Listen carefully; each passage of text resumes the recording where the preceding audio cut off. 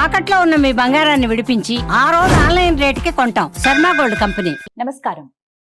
వసుదేవ సుతం దేవం కంస చాణూరమర్దనం దేవకీ పరమానందం కృష్ణం వందే జగద్గురుం. జై శ్రీకృష్ణ. 5000 సంవత్సరాల క్రితం అర్జునుడిని నిమిత్తంగా చేసుకుని ఆ శ్రీకృష్ణ భగవానుడు ఈ జగత్తుకు భగవద్గీతను బోధించారు. ఆ భగవద్గీతను ఎందరికో జ్ఞాన గీతగా బోధిస్తూ ఉన్నారు గీతాగాన ప్రవచన ప్రచారకర్త ఎల్వి గంగాధర శాస్త్రి గారు. భగవద్గీత ఫౌండేషన్ను స్థాపించి ఎందరికో భగవద్గీత యొక్క ప్రాధాన్యతను ఆయన తెలియజెప్తూ ఉన్నారు. ఒక్క మాటలో చెప్పాలంటే గీతా ప్రచారం కోసమే తన జీవితాన్ని అంకితం చేసినటువంటి తొలి భారతీయ గాయకులు ఎల్వి గంగాధర శాస్త్రి గారు. వారు ప్రస్తుతం మనతో పాటు ఉన్నారు. వారితో మాట్లాడదాం. గురుగారు నమస్కారం అండి. నమస్కారం గీతాంజలి గారు. ఆయుష్మాన్ భవ, శతమానం భవతి, సంపూర్ణ శ్రీకృష్ణానుగ్రహ ప్రాప్తిరస్తు. చాలా సంతోషం. మీ పాద పద్మాలకు నా నమస్కారాలు. అసలు భగవద్గీతను ఎందుకు చదవాలి? చదవటం వల్ల మనం పొందేదేమిటి? ఏ వయసులో చదవాలి? ఏం నేర్చుకోవాలి? భగవద్గీత అసలు ఏం చెబుతోంది? ఈ విషయాలు తెలుసుకుందాం. ఎందుకే చదవాలి అంటే జీవితంలో క్లారిటీ కోసం. భగవద్గీత చదివితే ఏమొస్తుందన్నారు కదా, అర్జునుడికి ఏమొచ్చిందో ఆలోచిద్దాం. భగవద్గీత అంతా చెప్పాడు. చెప్పిన తర్వాత చాలా జాగ్రత్తగా విన్నావా, బాగా విన్నావా అన్నాడు. ఏమర్థమైంది అన్నట్టుగా. అప్పుడు అర్జునుడు అన్నాడు, నష్టో మోహ స్మృతిర్లబ్ధా త్వత్ప్రసాదాన్మయాచ్యుతా స్థితోస్మి గత సందేహ కరిష్యే వచనం తవా.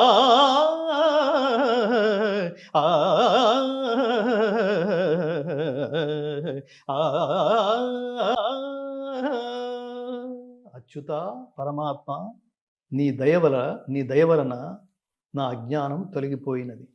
మొట్టమొదటి పాయింట్. నాకు జ్ఞానము లభించినది. రెండో పాయింట్, సందేహములన్నీయూ తొలగినవి. ఇప్పుడు కర్తవ్య నిష్టలో ఉన్నాను. ఇప్పుడు నువ్వు ఏదైతే నాకు బోధించావో, ఇప్పుడు నేనే ఏదైతే స్వధర్మాన్ని ఆచరించవలసిన బాధ్యత నా మీద ఉందో అది ఆచరించడానికి సిద్ధంగా ఉన్నా. ఇప్పుడు చెప్పండి. భగవద్గీత అంతే, ఇక యుద్ధానికి సిద్ధమైపోయాడు. ఇప్పుడు భగవద్గీత సారాంశం ఏంటో చెప్పండి.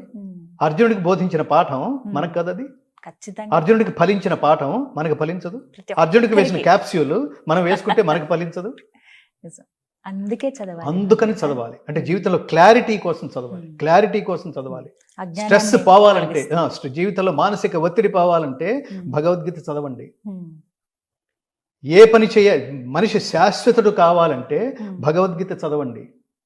ఇవాళ ముఖ్యంగా మనకి ఆ మధ్యన చాలా పేపర్లో వచ్చింది, మీకు డయాబెటీస్ పోవాలంటే, మధుమేహం పోవాలంటే, లేదా మీకు ఏంటారు బీపీ, షుగర్లు ఇలాంటివి ఏమన్నా ఉంటే పోవాలంటే భగవద్గీత చదవండి. రీసెర్చ్లో తేలిన విషయం. ప్రొఫెసర్స్ చాలా పెద్ద ఎత్తున ఇంగ్లీష్ పేపర్స్లో కూడా వచ్చింది, అమెరికన్ ఎడిషన్స్లో కూడా వచ్చింది. ఏమిటి దాని అర్థం ఏమిటి అంటే, ఎలా అంటే భగవద్గీత చదివితే పోతుందని కాదు, చదివి అర్థం చేసుకుని ఆచరిస్తే, ఓహో ఇది ఇంతేనా, ఇట్లాంటి సమస్య వచ్చినప్పుడు ఇలా ఆలోచించకూడదు అనమాట. పిల్లలు అదే కదా, పిల్లలు రాత్రంతా చదివారు పాపం కష్టపడి. మన పిల్లలు బంగారు తండ్రులు, బంగారు తల్లులు. 10 మార్కులు తక్కువ వస్తే తెలంగాణలో కొంతమంది పిల్లలు ఆత్మహత్యలు చేసుకున్నారు చూడండి, చనిపోయారు చూడండి. ఎలా అసలు అట్లా? తల్లిదండ్రులు ఏం మాట్లాడుతున్నారో మీ పిల్లలతో? 10 మార్కులు తక్కువ వచ్చినాయి, సో వాట్ అయితే ఏమిట్రా అని అనే తల్లిదండ్రులు గడుపున పుట్టలేదనమాట వాళ్ళు. నువ్వు ర్యాంక్ రావాల్సిందే, 5 మార్కులు తక్కువ వచ్చినాయి, నువ్వు 90 అన్నావు కదా, ప్రామిస్ అన్నాడు తండ్రి. 90% అన్నావు, ప్రామిస్ అనగానే బీపీ పెరిగింది వాడికి. ఏంటి ప్రామిస్ ఏమిటి? 85 వస్తాయి, సో వాట్? నేను చదివాను, 4 ప్రశ్నలు ఏవో రాలేదు, నేను 90కి ప్లాన్ చేశాను, 85 వచ్చినాయి, అయితే ఏమిటి? ఈ అయితే ఏమిట్లో మీరు చాలామంది గొప్ప గొప్ప వాళ్ళు, అసలు ఏమి చదువు లేకుండా గొప్ప వాళ్ళు అయిన వాళ్ళని ఉదాహరణ చెప్తే అది కూడా చెప్పండి. అది మన చేతిలో లేదు నాన్న, మార్కులు దిద్దేవాడి చేతిలో ఉంది. దేవుళ్ళలాగానే కర్మ చేయి, ఫలితం వాడిస్తాడు. ఎందుకంటే కర్మ తాలూకు ఫలితం నీ చేతిలో లేదు. అసలు ఈ క్లారిటీ ఉండాలి అందులో. మన ఇద్దరు మాట్లాడుతున్నాం, మన కాన్వర్సేషన్ నడుస్తోంది, శ్రీకృష్ణ సంవాదం గురించి మనం మాట్లాడుకుంటున్నాం. ఇదంతా జనాల్లోకి, ఇక్కడ 2 కెమెరామెన్లు ఉన్నారు, వాళ్ళు షూట్ చేస్తున్నారు. ఇది రేపు జనాల్లోకి వెళితే ఏమన్నా అనుకుంటారా? మనం మధ్యలో ఒక సినిమా గురించి కూడా మాట్లాడుకున్నాం. దాంతో మనకేం సంబంధం? జనాలు ఏమైతే ఏమిటి, మీరు నిజాన్ని నిర్ద్వందంగా చెప్పడానికి ప్రయత్నం చేశారు. దీంట్లో మీకు ఫలితం ఏమి పొందాలనుకోలేదు. జనాలు దుర్భాషలాడే నేచర్ మీది కాదు.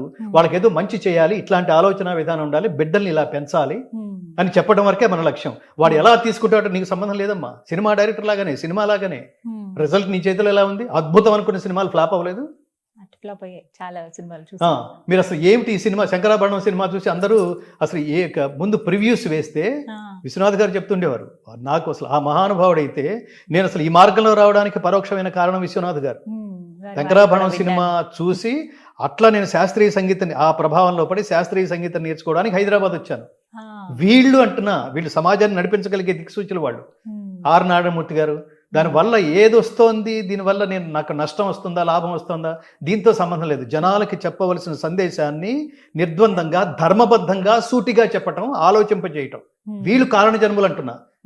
ఎన్ని వేల కోట్ల సినిమాలు తీస్తే, దరిద్రపు సినిమాలు తీసి దానికి 1200 కోట్లు 1500 కోట్లు ఎందుకురా జనాలు సమాజాన్ని నాశనం చేసే సినిమాల మీద, శవాల మీద డబ్బులు ఏరుకున్నట్టు? గీత అదే చెప్తుంది. అనుద్వేగకరం వాక్యం సత్యం ప్రియహితం చేయత్ స్వాధ్యాయాభ్యసనం చేయవ వాంగ్మయం తప ఉచ్యతే. మనం పని చేస్తున్నప్పుడు, మనం మాట్లాడుతున్నప్పుడు, పాడుతున్నప్పుడు, ఇంకేది చేసినా జనాలలో అనారోగ్యకరమైన భావోద్వేగాలకి తావు లేకుండా చేయగలగటమే అదొక తపస్సు. మీరు నిజంగా తపస్సే చేస్తున్నారా? అవి రాక్షస క్రీడలు అంటారు వాటిని. జనాలు ఏమైపోయినా పర్వాలేదు, మనం మాత్రం వాళ్ళ బలాల మీద కాదు, బలహీనతల మీద సంపాదించాలి. ఇంకోటి ఏదో చేసి సంపాదించాలి. అది చూసి వాడు నాశనం అయిపోతే ఏమిటది? వాడి ఫ్యామిలీ ఉసురు తగలదు, నీకు నీ తరతరాలకి తగలదు. సో అట్లా మనం ఎక్కడి నుంచి వచ్చాం? విశ్వనాథ్ గారి.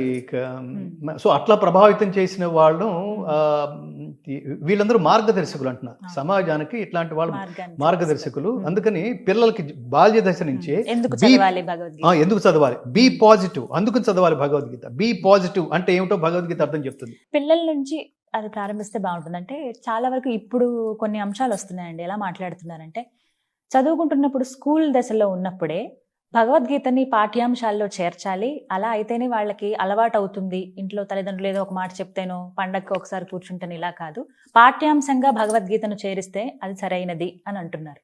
దీనికి మీరు సమర్థిస్తారా? అది ఒక రకంగా నేను దానికంటే ముందు పాఠ్యాంశాలు చేర్చాలి. మా భగవద్గీత ఫౌండేషన్ ప్రధానమైన లక్ష్యాల్లో మేము ప్రభుత్వాన్ని ఇప్పటికే చాలా చాలా కోరుతున్నాం. చాలా సందర్భాల్లో చెప్పాం. ఒక దశాబ్దం నుంచి మా ఫైట్ ఇదే నడుస్తోంది. ఇది మతాలకు అతీతమైన గ్రంథం. మతం అంటే వర్గం అని అర్థం, ధర్మం అంటే సార్వజనీనమైంది. భగవద్గీత మత గ్రంథం కాదు, ధర్మ గ్రంథం. అది ధర్మ గ్రంథం, ధర్మ ప్రబోధ గ్రంథం తప్ప అది మత గ్రంథం అనే ఒక వర్గానికి చెందింది కాదు. ఒక వర్గానికి చెందే ఏమంటారు పిచ్చి ఐడియాలజీ కనుక మన హిందువులకు ఉంటే సర్వే జనా సుఖినో భవంతు అని ఎందుకంటాం? ఓన్లీ హిందూ జనా సుఖినో భవంతు అన్నారు కదా. అందుకని నేనేమంటానంటే, ఈ ధర్మ ప్రబోధ గ్రంథాన్ని, నైతిక విలువల్ని పెంపొందించే ఈ గ్రంథాన్ని, కర్తవ్యం ఎలా ఆచరించాలో చెప్పే ఈ గ్రంథాన్ని, స్వార్థరహిత ఉత్తమ సమాజ నిర్మాణం జరగాలంటే ఏం చేయాలో చెప్పే ఈ గ్రంథాన్ని ముందు తల్లిదండ్రులు పిల్లలకు నేర్పించండి. నేను ప్రారంభంలో చెప్పిందే రిపీట్ చేస్తున్నాను. మీరు try to spend your valuable time with your most valuable kids. ఎలా నేర్పించాలి అంటే, ఒక శ్లోకం చదువుకోండి, రోజుకు ఒక శ్లోకం. అసలు ముందు మీరు చదవండి, మీరు చదవటం వచ్చేస్తుంది. అది పెద్ద విషయం కాదు. అది తెలుగులో పుస్తకాలు చాలా ఉన్నాయి. మీరు చెప్పండి. యత్ర యోగేశ్వరః కృష్ణః యత్ర పార్థః ధనుర్ధరః తత్ర శ్రీః విజయః భూతిః ధ్రువా నీతిః మతిః మమ. యత్ర యోగేశ్వరః కృష్ణః, చెప్పండి. యత్ర యోగేశ్వరః కృష్ణః యత్ర పార్థో ధనుర్ధరః తత్ర శ్రీర్విజయో భూతిః ధ్రువా నీతిర్మతిర్మమ. ఏమిటి ఇంకా మీకు నేర్పించేది? ఇంత ఈజీగా. ఇప్పుడు ఏమిటి, తల్లికి వచ్చేస్తే పిల్లలందరికీ వచ్చేసినట్టే. ఈ శ్లోకం నేర్పించడానికి ఎంతసేపు పడుతుంది? మీరు నేర్చుకోవడానికి మహా అయితే 5 నిమిషాలు. దానికి ఇప్పుడు మీకు ఇచ్చిన గ్రంథం ఉంది, ఇది గోరఖ్పూర్ గీతా ప్రెస్ వాళ్ళది. నేను చాలా సందర్భాల్లో చెప్తుంటాను, మీకు ఇంకా డీటెయిల్డ్ గా చాలా కావాలంటే వీళ్ళదే పెద్ద పుస్తకం దొరుకుతుంది. మీరు ఇంప్రెసివ్ గా చదవాలనుకుంటే మరో పుస్తకం కూడా ఉంది. అది శ్రీ శ్రీ శ్రీ విద్యా ప్రకాశానందగిరి సుఖ బ్రహ్మాశ్రమం. ఆ మహాత్ముడు ఆయన భగవద్గీతని మా మా మా భగవద్గీత రీసెర్చ్లో కూడా మేము సేకరించిన 18 గ్రంథాల్లో అవి కూడా అవి చాలా గొప్పవి. దాని మీద చాలా రీసెర్చ్ ఓరియంటెడ్గా చేశారు. అవి ప్రామాణిక గ్రంథాలు. శ్రీ శ్రీ శ్రీ విద్యాప్రకాశానందగిరి స్వామీజీ ఈ గోరఖ్పూర్ వాళ్ళు హిందూ ధర్మాన్ని ఉద్ధరించడానికే పుట్టారు. వీళ్ళు కారణ జన్ములు. సో అందుకని మీరు ఆ పుస్తకం తెరిస్తే మీకు ఫస్ట్ శ్లోకం ఉంటుంది. శ్లోకం కింద పదచ్ఛేదం ఉంటుంది.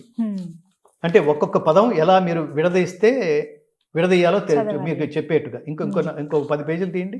ఏతాన్న హంతుమిచ్చామి. మీకు ఆ కింద పదచ్ఛేదం ఉంది చూడండి. అది చదవండి. విడదీసి ఇప్పుడు అక్కర్లేకపోయినా మీరు శ్లోకం, దాని కింద పదచ్ఛేదం, దాని కింద ప్రతి పదానికి అర్థం, దాని కింద మొత్తం శ్లోకానికి తాత్పర్యం. చాలా బ్రీఫ్ గా ఉండే చాలా గొప్ప పుస్తకం ఇది. చాలా క్లియర్ గా ఉంది. మీకు నేర్చుకోవడానికి పెద్ద 5 నిమిషాల కంటే పట్టదు. మీ పిల్లలకి నేర్పించడానికి 10 నిమిషాల కంటే పట్టదు. దాన్ని తాత్పర్యంతో సహా దేవుడు ఏమంటున్నాడంటే అని అలా పిల్లలకి చెప్పండి. నువ్వు కర్మణ్యేవాధికారస్తే అన్నాడరా, నువ్వు పని చెయ్యి, నువ్వు బాగా చదువు, దాన్ని అలా చెప్పండి. నువ్వు బాగా చదువు, టీచర్ మార్కులు వేస్తుందా, బాగా చదవకపోతే కొడుతుందా, ఇలాంటి చదువుతున్నప్పుడు అన్నెసరీ డీవియేషన్స్ వద్దు, బాగా చదువు. దాన్ని పూర్తి ఫస్ట్ లెవెల్లో బట్టి పట్టేసి తర్వాత దాన్ని అర్థం చేసుకోవడానికి ట్రై చేయి. 2 రోజులు 4 అని అట్లా చెప్పేసేయద్దు. ఫస్ట్ లెవెల్ అది. సెకండ్ లెవెల్ 2 2 4 ఎలా అయింది, 1 2 ప్లస్ 1 2 అప్పుడు 1 2 3 4 అయిందనమాట. ఇలా అలా వాడు అర్థం చేసుకుంటూ చదివితే అర్థం లేకుండా అర్థం తెలుసుకోకుండా ఏ పని చేసినా జీవిత పరమార్థం తెలియదు, బోధపడదు. అందుకని ఏ విషయమైనా బట్టి పట్టేసి చేయొద్దు, మార్కుల కోసం చేయొద్దు, ర్యాంకుల కోసం చేయొద్దు, నాలెడ్జ్ కోసం చదవండి.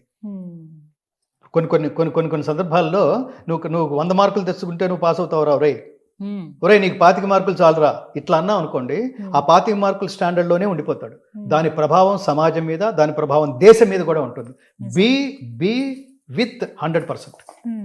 డల్ స్టూడెంట్ అట్లా వేయదు. ప్రతివాడు మనకు చాలా, ఈ జాతికి చాలా గొప్ప ఉదాహరణ అంబేద్కర్. ఎక్కడున్నాడండి ఆయన, ఏ స్థాయిలో ఉన్నాడు? ఆయనకి మనం దండేస్తున్నాం అంటే మనకు అర్హత ఉండాలి. అంబేద్కర్ మన జాతికి నేత, ఒక పర్టికులర్ సెక్షన్స్ కాదు, మహానుభావులు వీళ్ళ జాతికి. అట్లాంటి మహానుభావుల దగ్గర నుంచి, కారణ జన్ముల దగ్గర నుంచి, అట్లాంటి కర్మయోగుల దగ్గర నుంచి జాతి కోసం కృషి చేసిన వాళ్ళు కదా. ఆయన ఏమనుకున్నాడో ఆ లక్ష్యాలను నెరవేర్చే మార్గంలో ఉంటేనే నేను ఆయన భక్తుని అవుతాను. నేను ఆయన వాడుకుంటున్నాను అనుకోండి, రాజకీయాల కోసమో స్వార్థాల కోసం వాడుకుంటున్నాను అనుకోండి, ఇంకా నువ్వు మనిషివే కాదు. అప్పుడు భక్తుడు ఎలా అవుతాడు? భక్తుడు ఎలా అవుతాడు? స్నేహితుడు ఎలా అవుతాడు? గురువు ఎలా అవుతాడు? గురువుకి మనం ఇచ్చే నిజమైన నివాళి ఏమిటంటే, నేను ఇవన్నీ షార్ప్గా ఎందుకు చెప్తానంటే గీతాంజలి గారు, నేను అలా చేశాను. నా గురువు పేరు నిలబెట్టాను. నా గురువుకి నేను ఇవాళ మీ ముందు కూర్చుని నేను భగవద్గీత నేను చెప్పగలుగుతున్నానంటే నా మొదటి గురువు మా నాయనమ్మని చెప్పాను. నేను స్కూల్కి వెళ్తే, మీరు ఇందాక అడిగిన ప్రశ్న, స్కూల్స్లో కూడా పెట్టాలా? తప్పకుండా పెట్టాలి. ఒకప్పుడు తప్పకుండా చెప్పేవాళ్ళు. ఇప్పుడు హిందువులకి పుట్టిన భయంకరమైన వ్యాధి, భయంకరమైన జబ్బు పేరు సెక్యులర్. ఆ సెక్యులర్ అనే జబ్బు పట్టిన హిందువులు మన స్కూల్స్లోనే ఉండి, నాలాంటి వాళ్ళు ఎవరైనా వచ్చి నేను పిల్లలకి భగవద్గీత నేర్పిస్తానంటే, సార్ మీరు రావద్దు సార్ దయచేసి, ఇది సెక్యులర్, దీని పేరు సెక్యులర్ట. అందుకని ఈ సెక్యులర్ కాంపౌండ్లోకి మీరు వచ్చి భగవద్గీత నేర్పిస్తే ఆ పక్కనే ఉండే ముస్లిమ్స్, ఆ పక్కనే ఉండే క్రిస్టియన్స్ హర్ట్ అవుతారు సార్. భగవద్గీత చెప్తే హర్ట్ అవుతారు. ఇంతటి మానసికమైన క్షుద్రం, గీత ప్రారంభంలోనే అంటాడు కృష్ణుడు, క్షుద్రం హృదయ దౌర్బల్యం త్యక్త్వా ఉత్తిష్ట పరంతప. ఈ నీచమైన మనోదౌర్బల్యాన్ని వదిలిపెట్టు అన్నాడు కృష్ణుడు. ఇట్లాంటి నీచమైన అనేక రూపాల్లో ఉన్న మనోదౌర్బల్యాలలో హిందువులకు పట్టిన, హిందూ సంఘాలు కాదు, హిందువులకి తర్వాత ఈ సెక్టార్స్కి, ప్రభుత్వ సెక్టార్స్కి, ఈ స్కూల్స్కి, వ్యవస్థల్లో పట్టిన జబ్బు పేరు సెక్యులర్ అన్నమాట. అసలు వీడికే దీని గురించి తెలియదు. ఇప్పుడు మనందరూ కర్మణ్యవాదిగా డూ యువర్ డ్యూటీ, ఒరే బాగా చదువు నాన్న, మంచి మార్కులు వస్తాయి, నువ్వు రిజల్ట్ కోసం చదువుకున్నా, రిజల్ట్ కొంచెం అటు ఇటు అయితే నువ్వు హర్ట్ అవుతావు, నువ్వు రకరకాల ఆత్మహత్య ప్రయత్నాలు చేస్తావు, దాంతో మనకు సంబంధం లేదు. బాగా చదువు, రిజల్ట్ దేవుడి మీద వదిలిపెట్టు. ఇందులో దేవుడు ఎక్కడైనా ఉన్నాడా? భక్తుడు ఎక్కడైనా ఉన్నాడా? కేవలం గురువు స్టూడెంట్ మధ్యన జరిగిన అత్యద్భుతమైన కాన్వర్సేషన్ కనిపిస్తోంది. ఓ మంచి నీతి వాక్యం చెప్పాడే, నీ హితవు కోరి ఇవన్నీ మాట్లాడాడే. ఇది ఎట్లా మత గ్రంథం అవుతుంది? ఇంకా లాజికల్ గా మాట్లాడితే 2000 సంవత్సరాలు క్రిస్టియానిటీ, 1400 సంవత్సరాలు ఇస్లాం, భగవద్గీత 5,000 సంవత్సరాల 5,000 క్రితం. సంవత్సరాలు. అంత క్రితం రాముడు. మతాలు ఆవిర్భవించని కాలంలో బోధించబడిన భగవద్గీతని ఎందుకురా మత గ్రంథం అని ముద్ర వేస్తావు, యూజ్లెస్ ఫెలో. చాలా బాధ అదే అనిపిస్తుంది. భగవద్గీత కాబట్టి ఏంటంటే పిల్లలకి అలా తర్వాత నేర్పించాలి. రిలీజ్ మళ్ళీ వీళ్ళే బొట్లు పెట్టుకుంటారు. అది చూడండి, హిందువులనే ప్రభుత్వ సెక్టార్స్ లో ఉన్న వాళ్ళు బొట్లు పెట్టుకుంటారు, హిందూయిజానికి ఏమి చేయరు. మన భగవద్గీత ఫౌండేషన్ ఆఫీసుని దర్శించని, ఆఫీసుకి రాని, ఆఫీసుకి నా ముందు మోకరిల్లని, ఇది నేను అహంకారంతో చెప్పడం లేదు, మోకరిల్లని పెద్దవాళ్ళంటూ లేరు, చేసిన వాళ్ళు లేరు. దీన్ని ముందుకు తీసుకువెళ్ళడానికి ప్రయత్నించే ప్రభుత్వ శాఖల్లో మంత్రులు, ఎండోమెంట్స్ డిపార్ట్మెంట్స్ వాళ్ళు, ఎండోమెంట్ మినిస్టర్స్ వీళ్ళు వస్తారు, నమస్కారం పెడతారు. దీనికి ఏదైనా చేయంటే మీకు తెలుసు కదా గురుగారు, మాకు బడ్జెట్లు ఉండవు. ఇంట్రెస్ట్ లేదు, నీకు బడ్జెట్ లేదు కాదు, ఇంట్రెస్ట్ లేదు. ఇంకా ఎవరు చెప్తారు? దానికి ఎండోమెంట్స్ అని పెట్టి ఎండోమెంట్స్ తీసుకెళ్ళకపోతే అసలు ప్రతి జీవితంలోకి వెళ్ళవలసిన మోస్ట్ ఇంపార్టెంట్ సబ్జెక్ట్ కదా. ఇవాళ సమాజం ఎలా ఉందండి? పొద్దున్న లేస్తున్నాడు పిల్లాడు, చదువుతున్నాడు, చదువు పేరుతో స్ట్రెస్ అంతా మూటగట్టుకుంటున్నాడు. ఆ తర్వాత పెద్దవాడు అయ్యాడు, ఉద్యోగం చేశాడు, ఉద్యోగంలో కూడా టార్గెట్ పేరుతో స్ట్రెస్ నెత్తి మీద పెట్టుకుని తిరుగుతున్నాడు. 30-40 ఏళ్ల లోపలే రోగాలు లేని వాడంటూ లేడు. వీటన్నిటి నుంచి ప్రశాంతమైన జీవితం, వీటన్నిటి నుంచి స్ట్రెస్లెస్ లైఫ్, వీటన్నిటి నుంచి చాలా ఆనందకరమైన జీవితం, అసలు ఆనందం అంటే ఏమిటో తెలుసుకునే జీవితం. ఇది కాక give back to the society.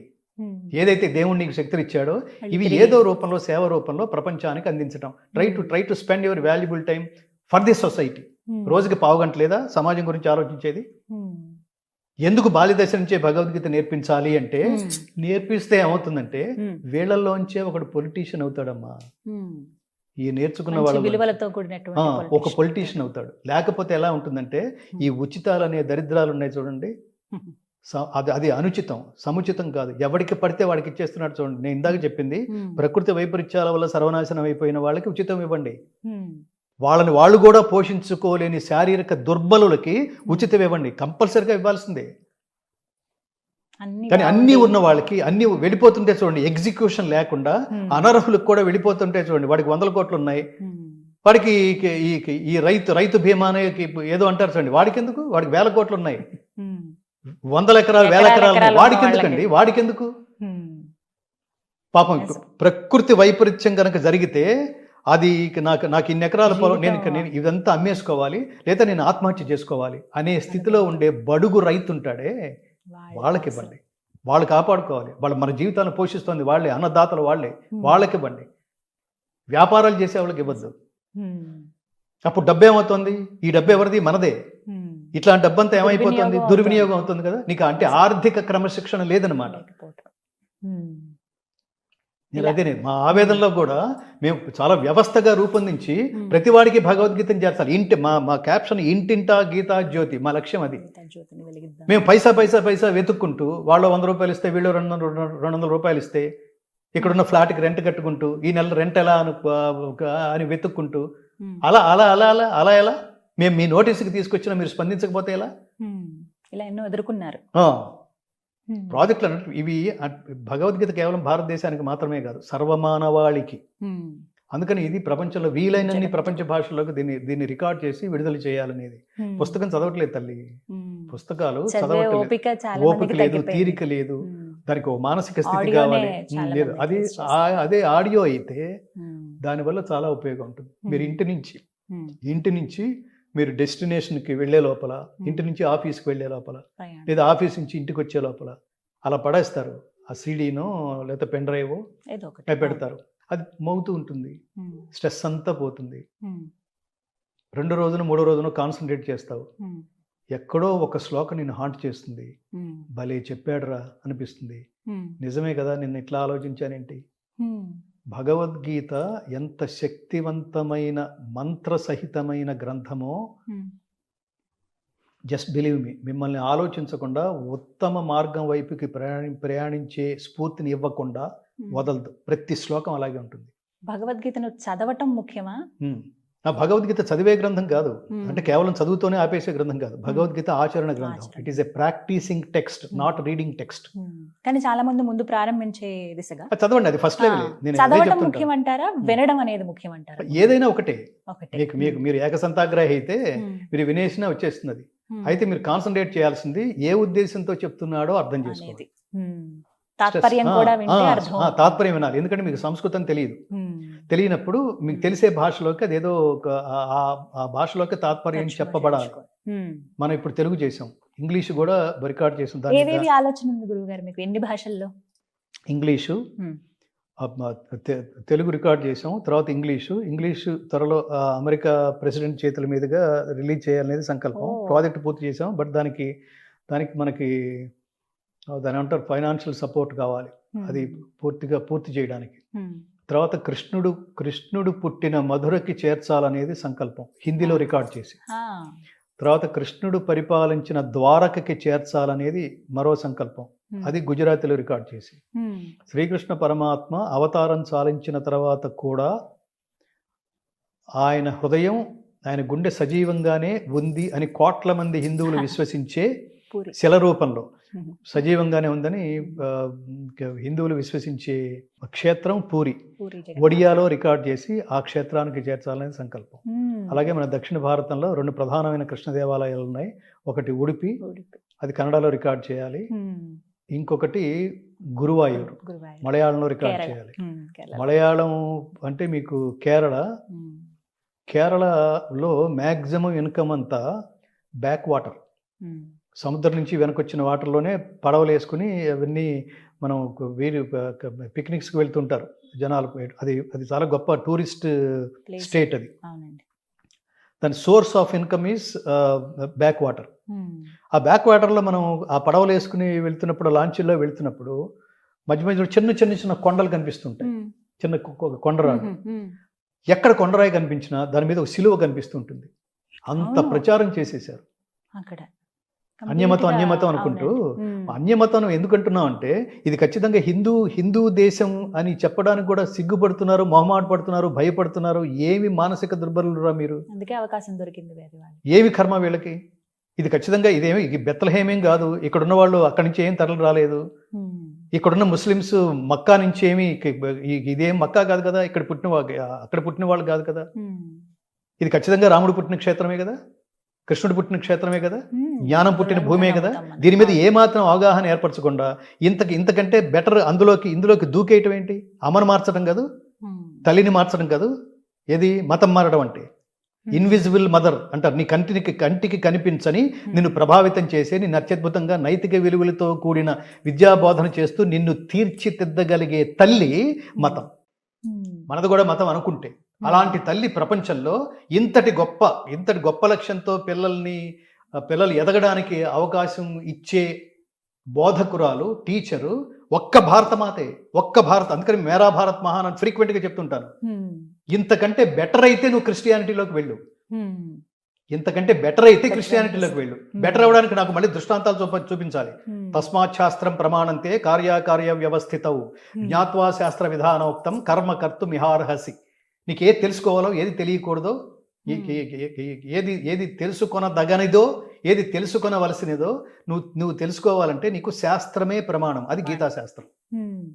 సహేతుకంగా చెప్తాం. అయితే చాలా సవాళ్ళు ఉంటాయి. చాలా సవాళ్ళు. కేరళలో మీకు కొద్దిగా నేను గురువాయూరుకి వెళ్ళాను. ఆ క్షేత్రాలను దర్శించడానికి, అనంత పద్మనాభ స్వామి ఆ క్షేత్రాలను దర్శించడానికి వెళ్ళాను. కానీ ఈ మధ్యలో ఇవన్నీ చూస్తున్నప్పుడు అసలు ఏం ఐడియాలజీకి కనెక్ట్ అయ్యి ఆ మతాల్లోకి మీరు గంతులేశారా, దూకారు మీరు? ఎంత నిజంగానే గొర్రె దాటు కదది, ఎంత దారుణం అది. ప్రపంచంలో మీకు ఏదైనా సందేహం వస్తే ఆ సందేహాన్ని మళ్ళీ తర్వాత కౌంటర్ క్వశ్చన్ వేయకుండా ఆ సందేహ నివృత్తి చేయగలిగే ఏకైక మతం, ఏకైక ధర్మం, ఏకైక మార్గం ఒక్క హిందూ మార్గం ఒక్కటే. మిగతావన్నీ బ్లైండ్గా వాడేదో చెప్పాడు, వీడేదో విన్నాడు, నేను వచ్చేస్తున్నాను అన్నాడు, గొర్రెదాటు అందులోకి పోయారు. కానీ ఇది అట్లా కాదు, అది చాలా సహేతుకంగా చెప్తుంది. సహేతుకంగా మీరు చెప్పిన ప్రతి ఆన్సర్కి, ప్రతి ప్రశ్నకి ఇంత అద్భుతంగా సమాధానం చెప్పగలిగేవాడు ఒకడు. మీరు ఏదైనా ప్రశ్న వేయండి, ఎందుకు నేను ఇలా ఉన్నాను చెప్తుంది. మళ్ళీ మీకు జన్మ ఉందా చెప్తుంది.